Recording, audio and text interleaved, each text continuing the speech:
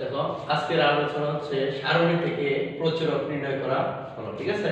তো সারণী থেকে প্রচুরক নির্ণয় করতে হলে আমরা বলছিলাম কি দুইটি কলম, কয়টি কলম? দুইটি কলম।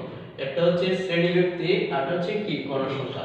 তো এখন আমাদের যে সারণীটা আছে তার থেকে আমরা প্রচুরকের সূত্র জানি কি n plus f1 by f1 plus f2 into h। এখন এখানে l কোনটা আমরা জানতে হবে। l বাই করতে হলে আমাদের প্রথম অবস্থায় দেখতে হবে প্রচুরক অর্থাৎ সবচেয়ে গণসংখ্যা বেশি কোনটা। তো এখানে দেখা যাচ্ছে সবচেয়ে বেশি গণসংখ্যা হচ্ছে 21। তাহলে 21 এর নিম্ন সীমা কত? শ্রেণীর নিম্ন সীমা। এই শ্রেণীর নিম্ন সীমা অর্থাৎ এই 57 থেকে কত? 62। 57 থেকে 62 এর মধ্যে ছোট হচ্ছে 62। এই সরি 57। তো 57 এই যে l হচ্ছে 57। ওকে, পরে আছে কি f1।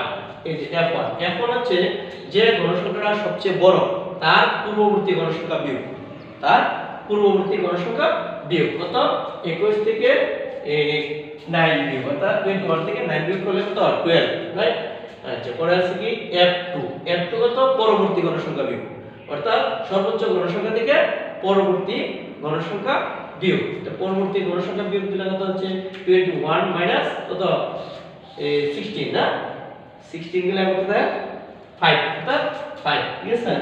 আর তারপরে আছে কি h হচ্ছে ব্যবধান অর্থাৎ 45 থেকে 50 পর্যন্ত ব্যবধান হচ্ছে কত? 6, ঠিক আছে। অর্থাৎ 45 থেকে মানে গণনা করে 50 পর্যন্ত 45 46 47 48 49 50 এভাবে গণনা করলে কত হয়? 6 হয়।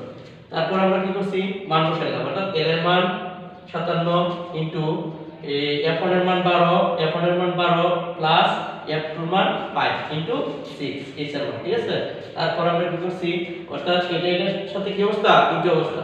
ইনটু করার পরে আমাদের কত হচ্ছে? 6 12 কত? 72, অর্থাৎ 72। আর এটা হচ্ছে কি যোগ প্লাস অর্থাৎ 12 প্লাস কত? 5 কত? 17, হ্যাঁ। তো আমরা 72 এর যদি 17 তে ভাগ দেই তাহলে আসছে কি 4.23। আচ্ছা, এটা প্লাস করলে কত হয়?